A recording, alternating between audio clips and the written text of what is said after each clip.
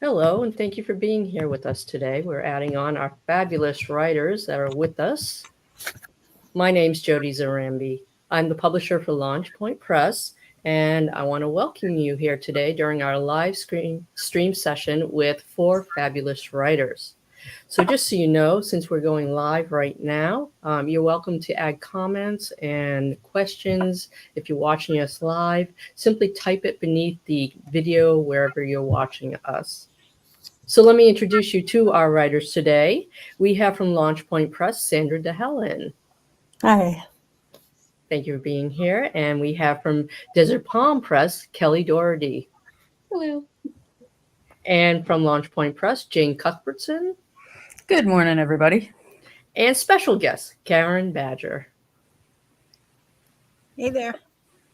Great. So today we're going to listen to some books that they have excerpts from, or in one case, a work in progress. So we're looking forward to listening to all those. I'm going to bop off all these people except for the one who's going to start us off, which will be Jane Cuthbertson. So let me remove our other writers for now. And Jane, welcome again. Very excited to hear you read today from your work in progress. Why don't you tell us about the book and set up the scene for us? Well, this is such a work in progress. It does not even have a title yet. It takes place in an alternate universe that, except for one tiny little thing that happened in 1987, is exactly the same as the one we inhabit today. Of course, that tiny little thing will prove to be the backbone of at least 2 romances and several other things that happen. In this scene, we don't really talk about that much, but the scene in this book takes place in spring of 2021. Diane Parker is a widow. She's lost her wife of 32 years to COVID just about 3 months before. And her wife's niece, Quinn DeRossi, has been living with them through the pandemic and off and on throughout her life. So these two are very close, and their grief at Rose's death is still very much in the forefront of their lives. But on this particular day, it was interrupted by the totally unexpected appearance of a blood niece of Diane's that she did not even know she had. This woman, Jamie Parker, had just shown up on her doorstep, but both the women in this scene are seeing the advantages of her staying for a while, and that will come up a little bit in this conversation. And here we go. Diane Parker stood on the deck outside her bedroom, gazing up at the searingly bright white orb in the sky. She took in the brilliance and its reflections in the water off of the lake below her and off the snow in the not-so-distant mountains beyond the lake. She knew she had a decision to make. "Hi, Moon," she said. She and the moon had always been good friends. One of her earliest memories was from July 20th, 1969. She was standing outside her house, looking up, looking hard, trying to spot the lunar module that had landed there earlier in the day, to see the astronauts that had taken themselves farther than any human had ever gone. Her 6-year-old self knew deep down that no one could see things that small, that far away, but still, she tried. She remembered equally vividly the events of July 1987 as well. The inexplicable disappearance of the moon, its even more inexplicable reappearance, and her part in what had happened. She and her beloved life Rose had saved the world, with a little help from 2 friends and a radio. For almost 34 years, 4 people had kept a secret humanity would kill to know. But now 4 had become 3, and all too soon would become 2. And there was no guarantee that those 2 would stick around Earth forever. Thus, Diane's dilemma: let the secret die with her or pass it on. The door from the bedroom slid open, and Diane opened her eyes. Correction, Diane closed her eyes. No matter how much she loved the person coming out to join her, it was not and would never again be the one she most wanted by her side. Quinn joined her by the railing, trying hard to be unobtrusive. For perhaps a minute they stood there, silent. Diane opened her eyes and went back to taking in the spectacular view before them. Diane's house, hers alone since December 22nd, 2020, was a 3-story McMansion, outrageously large, and it backed onto a less outrageously large lake, beyond which could be seen the extremely outrageously large Rocky Mountains, and beyond that, well, the moon. This view was a huge part of the reason she and Rose had bought the place in 2003. Diane took a deep breath and felt a gentle touch on her arm as Quinn finally spoke. "You texted me?" "I just wanted to say goodnight," Diane said. "How are you doing?" Quinn asked, as she had every day since the cancer diagnosis. "I'm fine," Diane said, as she always did. Both knew the answer was a polite lie. "Fine, fine, or Louise Penny fine?" Quinn asked, using an in-joke created by one of their favorite authors. "Both," Diane said. Quinn said, "I'm glad it's warm enough to be out here enjoying this." "Me too," Diane echoed. Their words were mundane, but both knew they needed them. Since Rose's death from COVID 3 months ago, and the news about Diane's cancer, every conversation, no matter how stupid, was precious. But the words didn't all have to be trite. "I'm surprised you're not asking about Jamie," Diane said. "I was in the library with her when you texted," Quinn said. "She seems nice enough. And she did the dishes after dinner. She can't be all bad." Diane smiled. Somebody raised her right. Probably her mother. And admitted, you could listen to her read the tax code and be riveted. Quinn glanced over at her aunt. "There is that," she acknowledged with a half grin. "So you don't mind if she stays a while?" Diane asked. Quinn's grin faded. "Anything that keeps you here longer." Then, before Diane could respond or retort to that, she added, "I wish you'd reconsider chemo." Diane sighed at having to face the elephant between them. "It's too late," she said quietly. Quinn sighed. "I know I'm being selfish, but I can't lose you and Aunt Rose both." Diane turned to her niece and put a hand on her shoulder. "I'm being selfish too. But you are strong enough to survive this, and you have plenty of life left. I don't want to argue about it now. Let's enjoy this night before it gets too cold." Reluctantly, Quinn nodded, and they turned back to the railing and the vista. Diane slid an arm around her niece's waist and gently pulled her close. The day had been warm, but this was Colorado in the spring. Once the sun set, temperatures dropped quickly. Diane knew they had a few more minutes before the chill hit their bones, and they would stick it out until that happened. Right as the cold made its big play, Quinn spoke again. "Jamie has a podcast." "Does she now?" Diane said. "She certainly has the voice for it." Quinn nodded. "It's called I've Got a Secret." Diane rolled her eyes. "Please don't tell me it's true crime." "Not exactly." Quinn looked over at her aunt and smiled. "I suggested she might want to talk to you about your ultimate secret." Diane gave her niece a bit of side eye and smiled back. "Funny, I was just thinking about that." "You were?" Quinn's surprised look turned to sudden suspicion. "You're not going to bury it away forever, are you?" "Probably not," Diane said. "I always thought you and Aunt Rose were joking about saving the world, you know," Quinn said. "Every time." "What changed your mind?" Diane asked. "I grew up," Quinn said. "I became a trial lawyer and learned how to read people. And I was watching you two one day and saw that underneath the laughter there was something real." She turned and faced Diane. "Something really happened. And I hope Jamie pries it out of you." Diane looked at her. "You've given up, Ms. Expert Cross-Examiner?" Quinn turned back to the view. Maybe I'm glad to have the help. She took a deep breath. The moon is amazing tonight. Diane smiled and reached out her arm as if to take the moon in the palm of her hand. It always is, she said. And that's it. That's a great introduction to your work in progress. And what do you call it? The moon story right now? The moon story. That is what I've called it for 35 years. Well, it seems like there's a lot to uncover in that book as far as the mystery that Diane has. And very interesting the way that Quinn sets her up to try and get her to the podcast with Jamie and reveal her secret. So it looks like there's a lot that will come afterward that I'd love to read. There's a great deal. There's a lot going on in this book. It's turned into a little more than I thought, but a lot going on, and hopefully it will be something people will want to read. Yeah.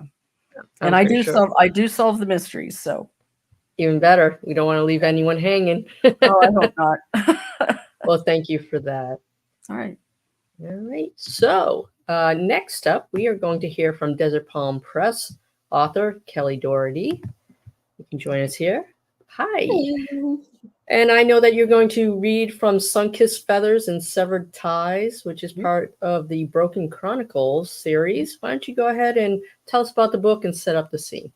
Yeah, thank you so much. So yes, like you said, I'm going to be reading from Sun-Kissed Feathers and Severed Ties. It's book 1 of the Broken Chronicles, my high fantasy series.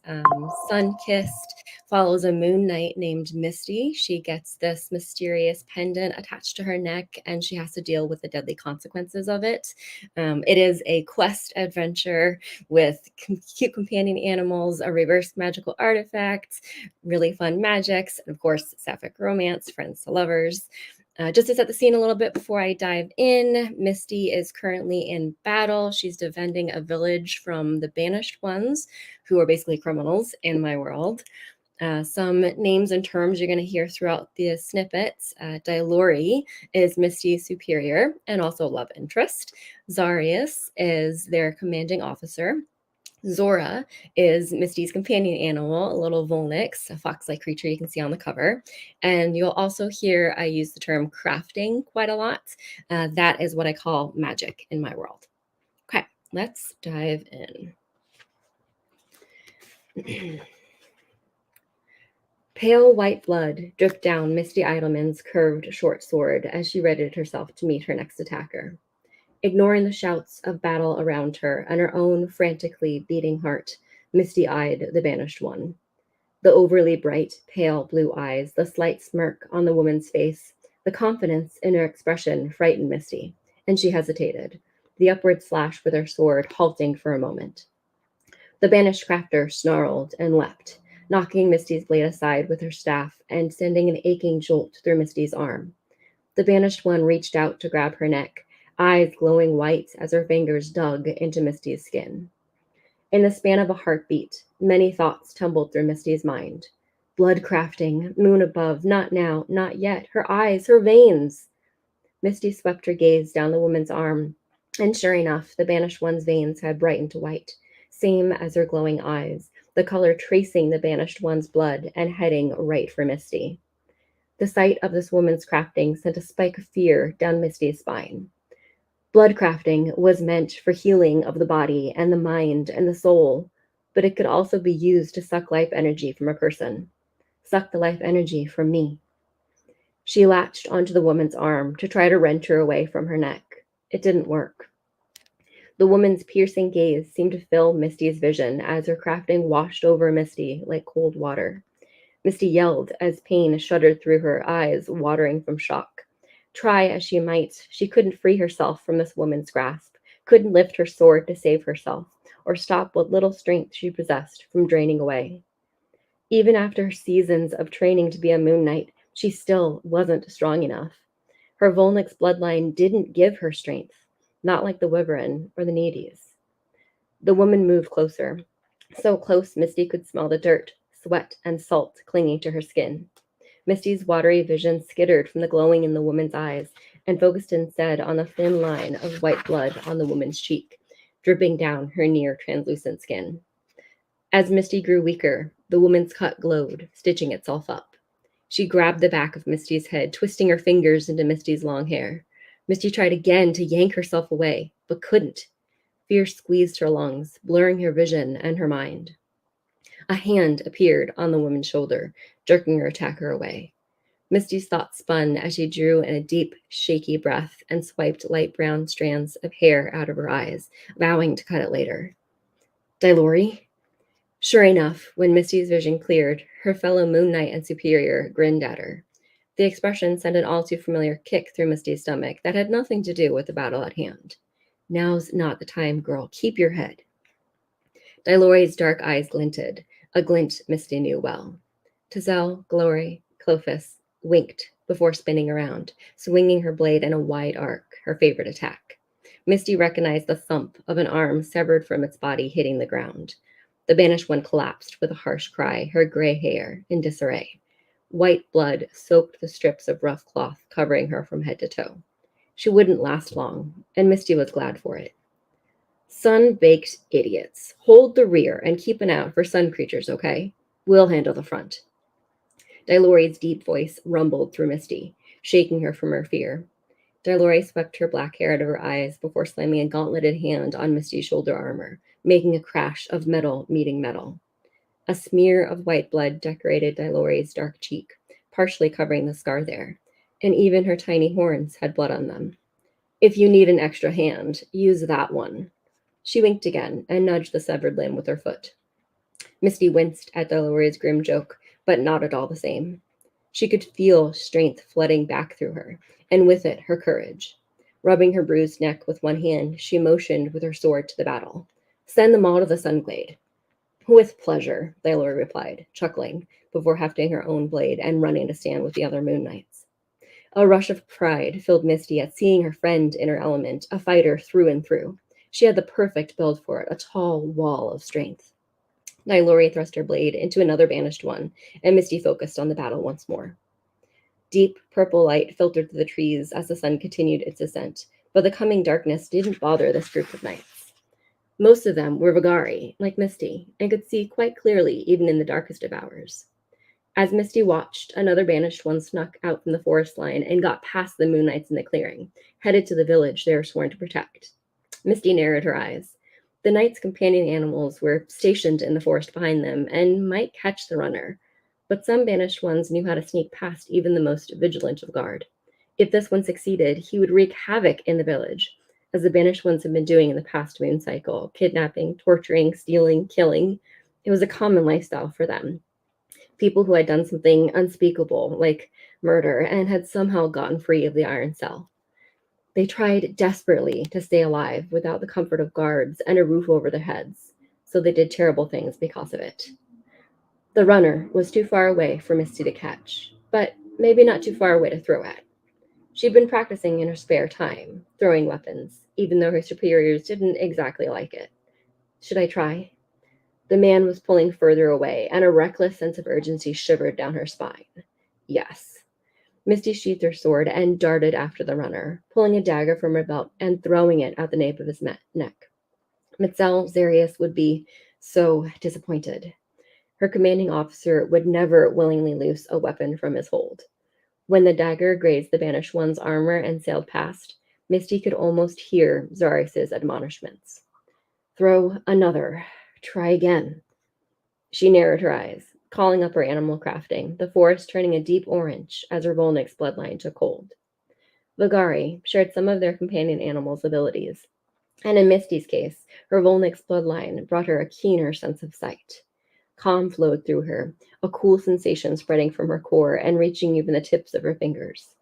Her vision sharpened, focusing on the man's broad shoulders, his black-scaled armor, the bead of sweat running down the back of his hairline.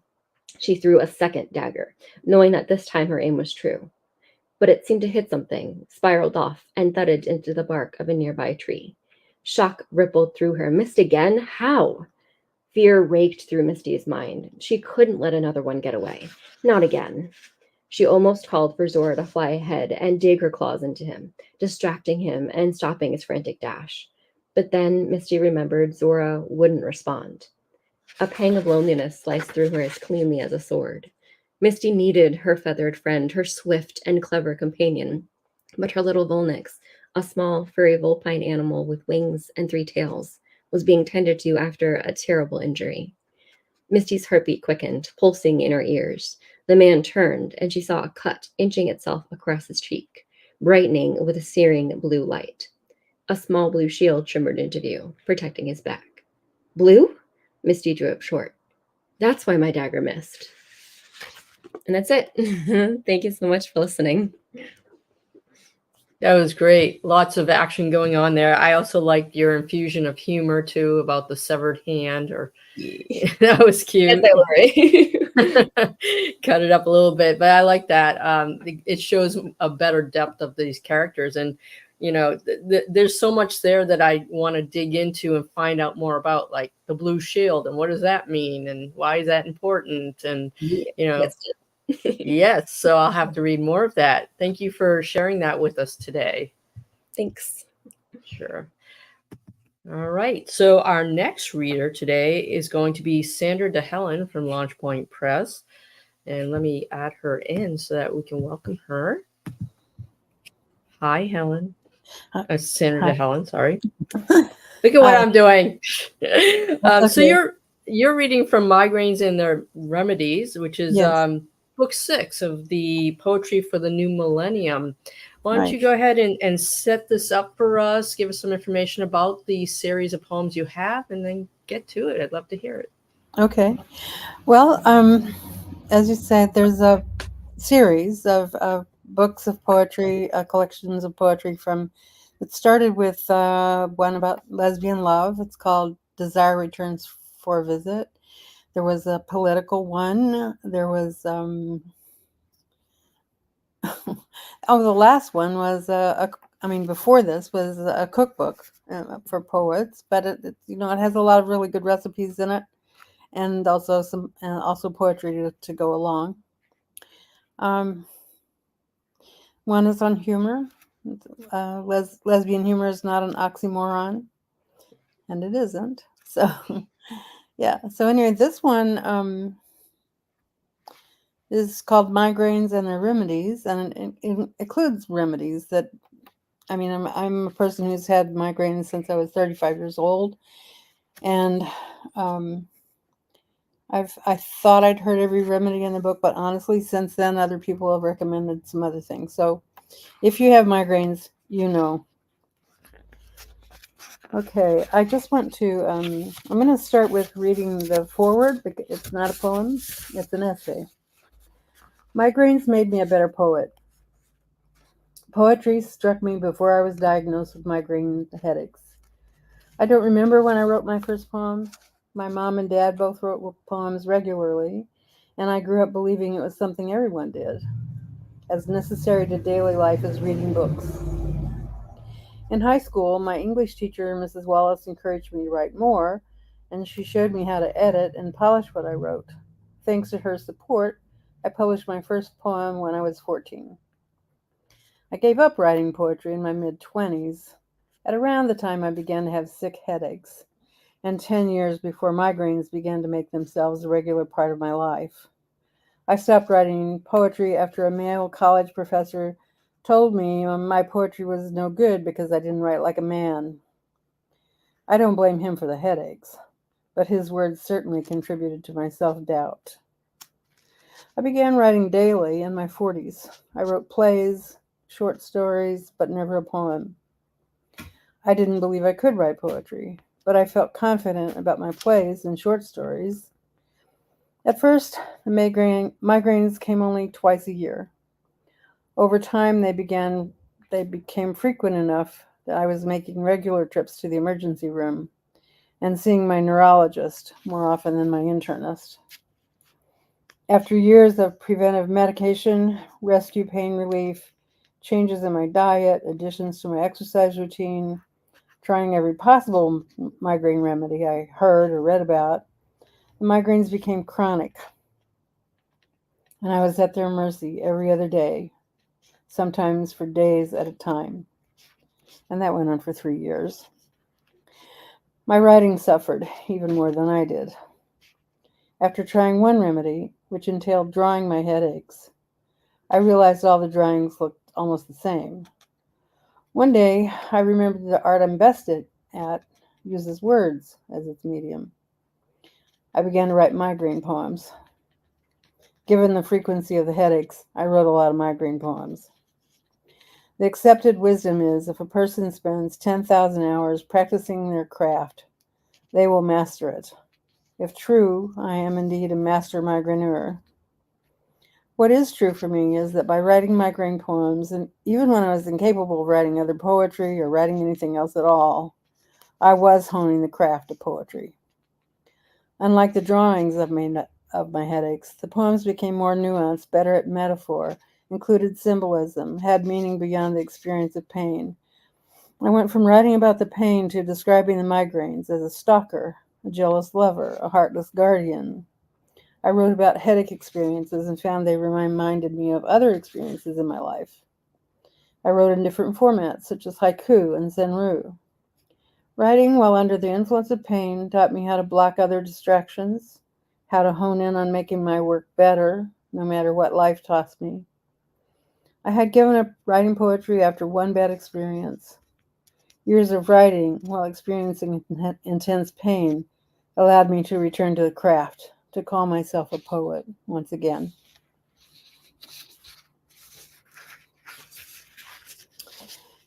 Bad company. Every July since 1999, I get company on the 1st of July. It stays all month. It sneaks out for a day or two here and there, but never has specific plans, so I have to stay at home, waiting on it, hand and foot, as it sits on my head, pounding, squeezing, sometimes poking me in the eye, kicking me in the gut, and jabbing me in the side of my head. Migraine. Sure, it lives here year-round, but not every freaking day like it does each July. One June, for instance, migraine was here only 9 days, holding me hostage. January, it kept me down for 10, March for 15. But so far this month, I've managed to free myself from its vice only a few days, and only one of them in the last 8. I can't even get out to buy groceries to feed the damn thing. It will have to order in. I hope it has its own credit card. Migraine again. Twice in 1 week, after 3 weeks without a single one. Sometimes they fall this way. Other times they like to huddle around each other like kittens suckling their mama, my brain one giant belly of teats. Today's headache sent a scout, a foot soldier with a bayonet, to repeatedly stab my liver first, to make sure I awakened and arose from my warm bed, breakfasted and planned my day before throwing everything at my head. Surprise attack. Yes, we got her, gentlemen. We are taking her down. Molten rivers sluice across my head as I fall back against my chair, my eyes unable to open against even this gray afternoon.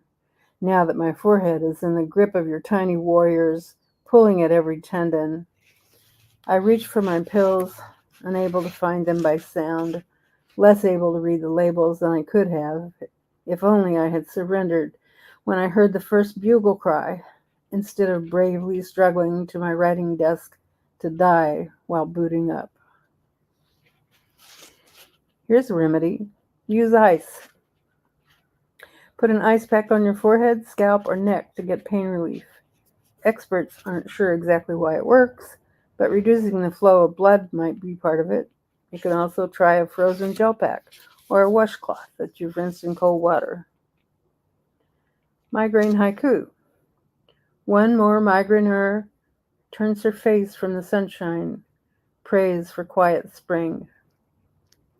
Another remedy. Try any of the following yoga poses: cat and cow pose, seated forward fold, ragdoll, downward dog, legs up the wall, bridge pose, savasana. I don't know how many minutes I've been reading. Maybe somebody could tell me. Or just 8 minutes. Okay. You can do another one if you want. Okay, I will. Okay, let's see which one.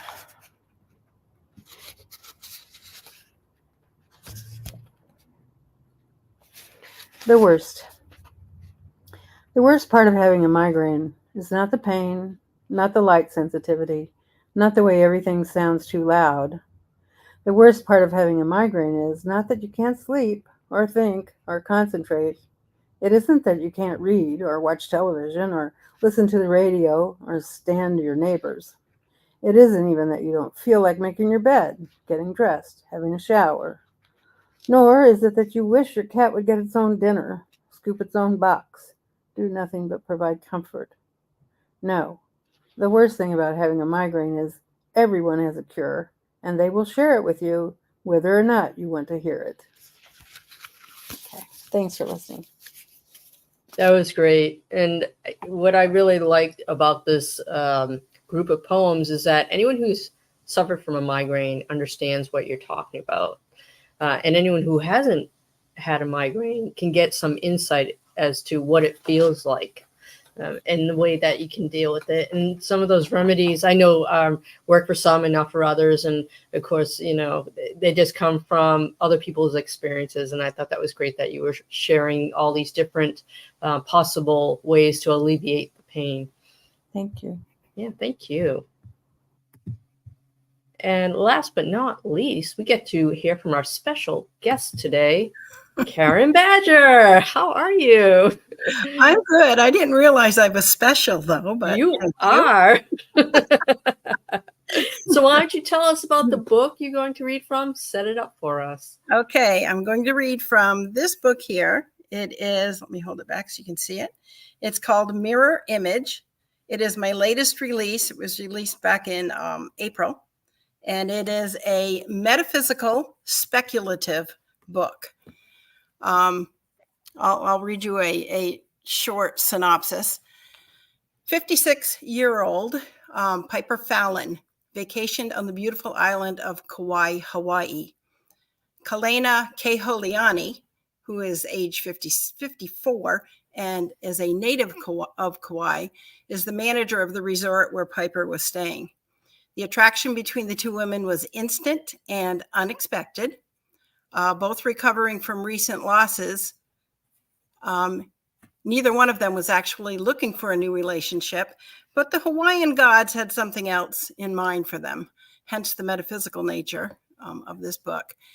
In this scene, the morning after spending the night together, Piper and Kalena planned to have dinner at Kalena's house. While Kalena was working, Piper went ahead to start the meal, and with time in her hands, decided to explore Kalena's home. Piper removed the golden muffins from the oven and placed them on the cooktop to cool. Kalena came up behind her and nuzzled her neck while she removed the muffins from the pan and arranged them on a plate. "Thank you for making breakfast," she said. "You're welcome. Now sit," Piper said. "You have time to eat one or two before we need to go." Kalena popped a bite of muffin into her mouth. "Oh, wow, this is good," she said. Piper grinned. "You sound like Susan. She'd go off with all kinds of praise, and when I pointed out to her that I had made it from a box mix, she would always say, 'But you have a way of seasoning everything you cook with love.'" "That's sweet. I take it she wasn't much of a cook either," Kalena asked. "She would cook occasionally, but the kitchen was more or less my domain. I've had no one cook for me in ages, until last night, that is. Thank you for making me feel so special," Kalena said. "You are special. You're special to me." Kalena placed a tender kiss on Piper's lips. "Will you come back tonight?" she asked. "Try to keep me away," Piper challenged. Just then, the cuckoo clock on the wall chimed the half hour. "Time to go. I'll meet you in the car," Piper said. She picked up their coffee mugs, rinsed them, and placed them in the sink, then went to the bedroom to collect her bag.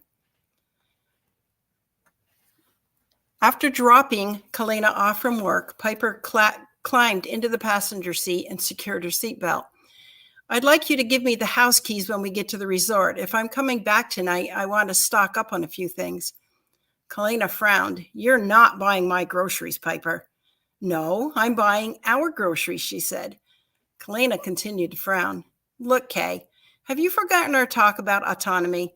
I am fully capable of buying groceries, and I won't be taken care of."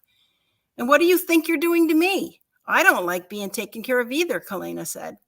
You bought groceries last night. It's my turn. The two women locked gazes in a standoff until Kalena gave in and smiled. Did we just have our first fight? It's only a fight if someone wins. That would be me, Piper said. Kalena threw her head back and laughed. I think I've met my match. All right, Piper 1, Kalena 0 for now. Piper went directly to her room at the resort to shower and don clean clothes before heading out to run her errands. By the time she followed the GPS direction to Kalena's house, it was just afternoon. The first thing Piper did when she got to the house was to bring all the groceries in and put them away in the pantry and refrigerator. Next, she rummaged through the kitchen until she found a suitable vase to put flowers in that she had picked up in Hanalei that morning. As she went through the cupboards, Piper noted that there was no shortage of cookware and appliances stored there, including a blender, crockpot, steamer, mixer, and a food processor. I'm willing to bet these belong to her grandmother, Piper mused out loud. I'm also willing to bet she hasn't a clue about how to use any of them. Piper retrieved the crockpot and placed it on the countertop. She added a large beef roast, water, packets of seasoning, and plugged it in to cook on high for the next 6 hours.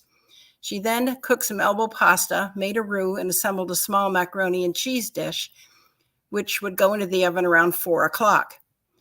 Happy to see the steamer, Piper removed it from its storage shelf, added water to the base, and filled the basket with fresh broccoli.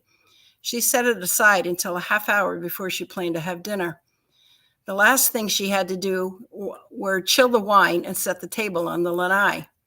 A quick glance at the clock showed it was 1:30, 4 hours before she expected Kalena to be home. With time on her hands, Piper explored. She walked around every room to study the family pictures that nearly filled every open space. There were several pictures of Kalena taken throughout her childhood and into adulthood. Several of them made her smile, and a few even elicited a laugh or two. She realized Kalena was one of her grandmother's favorites. It was also obvious that Kalena was displaying mask tendencies even at a very young age. Piper wished she had known her then.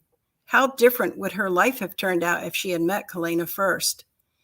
After exploring every room, Piper returned to the alcove in which Kalena had set up a shrine to the deities. There were several candles and statues placed around the shrine in an orderly fashion, as well as sticks of incense and what appeared to be prayer flags and beads. Despite her Catholic upbringing, teaching her not to believe in polytheistic traditions, Piper still found them fascinating and was eager to learn more. Kalena's culture was obviously based on polytheism, and Piper felt that being open-minded to her beliefs would only bring them closer. Piper looked around the living room once more and realized that she had forgotten to bring in her overnight bag, so she went to the car to retrieve it. She brought it to the bedroom and transferred its contents to the dresser beside the bed. As she was doing so, she saw a flash of movement out of the corner of her eye from across the room. It appeared to come from the window next to the freestanding mirror in the corner. It startled her at first, but when she didn't see it a second time, she chalked it up to the afternoon sunshine playing hide and seek with the clouds that dotted the sky. Piper yawned loudly when she put the last piece of clothing away. She sat on the bed and rubbed her face. That's what you get for having crazed weasel sex half the night instead of sleeping, she said out loud. Although I have to admit, I haven't enjoyed making love that much in a very long time. Part of me thinks we've been moving too fast, she thought, but I've never felt this attracted to anyone in my life, not even to Susan. She yawned again and glanced at her watch. 2 o'clock. Maybe I'll take a quick nap. She set her phone alarm to go off at 4 p.m., and then kicked off her shoes and lay on the bed. Within moments, she was fast asleep. Piper opened her eyes to total darkness. What the hell? I only planned to sleep for 2 hours. She reached for the bedside lamp and filled the room with a soft glow. I wonder what time it is. She looked at her phone on the bedside table. It read 10:27. No way! She scurried off the bed and ran into the living room, which was also very dark. Kalena? She called out. There was no response. Kalena! Piper returned to the bedroom and grabbed her cell phone from the bedside table. She turned the flashlight on and held it high as she made her way through the unfamiliar maze of furniture until she reached the front door and found the light switches to both the living room and the outside light on the lanai. She saw 2 cars in the driveway, hers, and the other she assumed to be Kalena's. "Kalena!" she called again into the darkness. No response. "Damn it, Kalena, if you're messing with me, you're going to have one pissed off girlfriend on your hands." Still, there was no response. Piper took a tentative step onto the lanai and then walked to the far end where there was a flight of stairs that led to the ground level. There were clearly 2 cars in the driveway, but no sign of Kalena. When she reached the ground, she walked towards the back of the cars. "Kalena, are you out here? You're scaring me." As Piper got closer to Kalena's car, she sensed something was not quite right. It wasn't until she was almost a foot away from the car that she realized the entire side was damaged. "Kalena, oh my God!" She screamed and hurriedly made her way down the length of the car to the driver's door. Again, she turned her cell phone flashlight on and held it high. "No!" she screamed as the light illuminated the battered and bloodied body of Kalena slumped against the steering wheel. Piper jerked awake and sat up. She looked around frantically, trying to remember where she was. Then it all came back to her. "Kalena! Oh my God, Kalena!" She quickly rose from the bed and made her way through the living room to the front door, which she threw open. She hurried down the length of the lanai to the staircase and swiftly crossed the driveway to where the car was parked. Her car was the only one there. "Kalena? Kalena, where are you?" she shouted. She looked inside the garage and even ran all the way around the house, yet Kalena's car was nowhere to be seen. "I must be losing my mind," she said, as she slowly made her way back to the house. As she entered the living room, she heard a beeping noise coming from the bedroom. The beep became louder, and a curious glow appeared to be coming from the corner of the room, not visible from other parts of the house. She walked cautiously toward the bedroom, and as she entered, the glow abruptly stopped. The beeping noise was her cell phone. It was 4 o'clock. That's it. Wow. What a dream. Yes. And you can tell there's something going on there. It's not just a bad dream. It's Yes, the mirror plays very prominently in this story. That's why it's on the cover. Awesome. Yep. Well, if you haven't read Karen's book yet, you definitely want to grab that. And thank you all for reading from those works. They were awesome. So glad we got a chance to listen to you and listen to the works that you have. And we have a few minutes left, so I want to ask some burning questions for you. I know you're very excited about this. Let's start with the first one. As a writer, what would you choose as your spirit animal and why? Who wants to answer that? I'll answer it first. All right. So shocking, probably no anyone who knows me. No one who knows me, my spirit animal would probably be a cat, only because I do own 2 of them and they like to sleep on me. And they are definitely part of my inspiration as I write my series. The Ravenlock Woods and Cinder Forest are literally my cat's names. So, but linking it more to my writing, you know, cats are really fun and playful and adventurous, just like my stories, but they can also be like super ferocious hunters and kill lots of random little creatures. And I also write lots of deep betrayals and fights and wars and death. And so I feel like they would be a really good spirit animal for my writing. Excellent answer. Thank you, Kelly. Anyone else want to take a shot at that? Sure, I'll answer. Go ahead. I don't know if I have a spirit animal. I haven't put a whole lot of thought into it.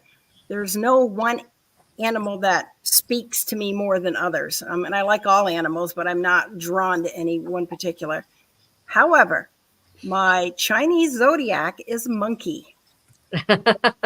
Monkeys are very mischievous, and they're curious, and they're very, very malleable, and they like to goof around. So that kind of describes me in a lot of ways. So I would choose monkey. Awesome. Anyone else want to answer that? Sure, I will. Okay, Sandra. My spirit animal is a honeybee. I love bees.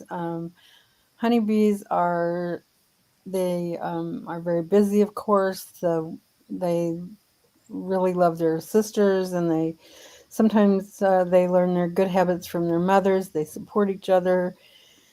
They well, of course, and also, I mean, I really love bees in general. So I plant for the pollinators. My yard might look like a weeds or a meadow or something, but that's because I do it for the bees. And I also like honey, so why not? Why not? Exactly. Great choice. Jane, did you want to chime in or pass on this one? Oh, no, I'll chime in. But first, I want to say I agree completely with everything Kelly said about cats. I actually have one sleeping at my feet right now and two others running around the house somewhere, and they're pretty much everything that she says they are. That being said, I never thought of a cat as my spirit animal.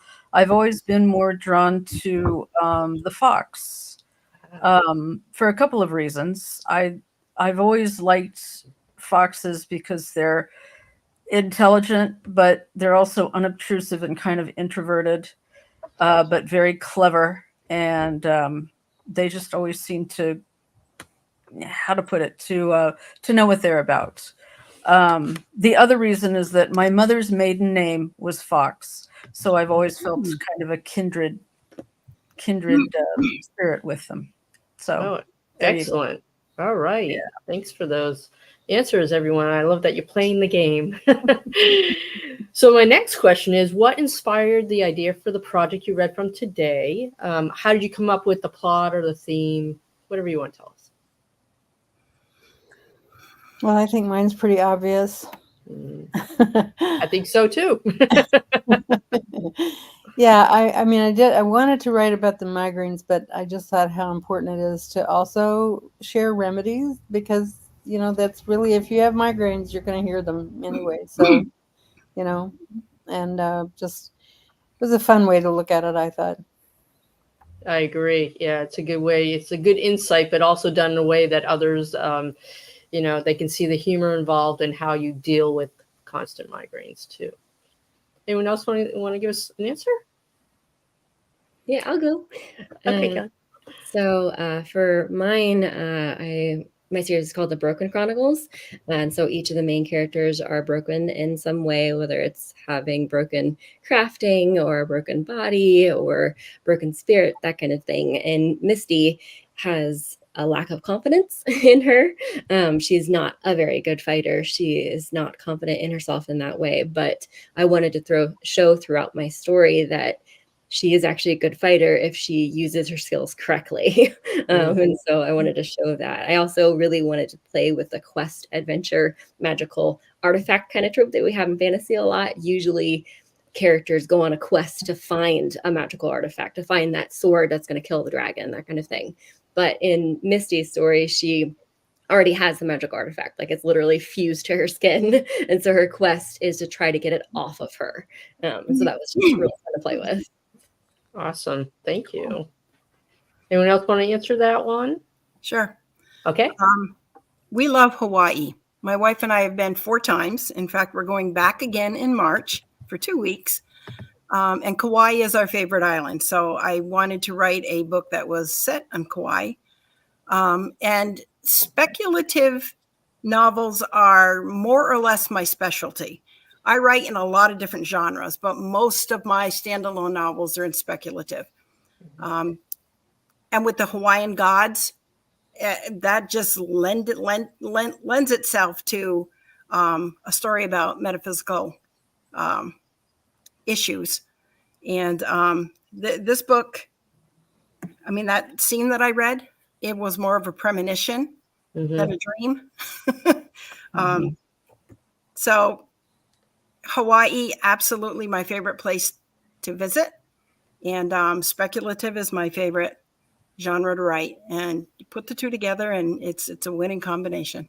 Sounds like it to me. Yeah. Jane, did you want to give a stab at that one? Honestly, at this point, I don't remember how I got the idea for the book. It sort of, I am one of those pantser writers where everything just kind of grows. And that's what's happened with this story. It's just one thing has built upon another, and then another thing comes in, and I throw that into. It's a little bit of a kitchen sink approach, but I think it's going to work. You know, there are elements of humor and romance, and I also find myself dealing with grief and sadness. So, yeah, but I cannot tell you what the original inspiration was. Well, you've been working on it for a while now, haven't you? So Parts of it, yeah, for a very long time. right. So it kind of you just kind of, as you went along and as time passed, it might have changed a little bit from the original thought of it, and now you're in the thick of it. So that is true.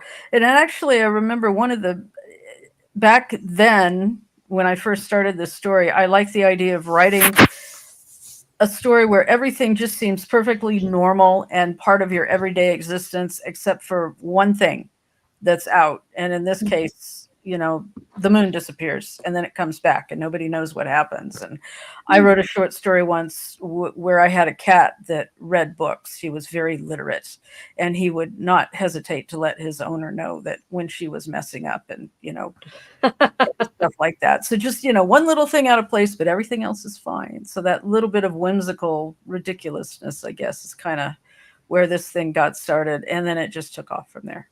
So great. Well, thank you. And it looks like our time's up. So I want to thank all of you for being here today, sharing your works with us. And for those watching, whether live or later on, I hope you'll check out these authors' books. And you can go to desertpalmpress.com or launchpointpress.com, or to Karen, what's your website where they can get your books? BadgerBlissBooks.com. There you go. So we have all of them. Also on Amazon and at Bella Books. Awesome. So please check out these wonderful writers, and we will have our next live stream on September 22nd, where we'll hear from several writers again. And our special guest will be Sam Liddell. So until then, I hope you all have a wonderful day. Thank you, Jody. You're Thank welcome. all of you wonderful authors. thank you, Jody. See you all. You're welcome.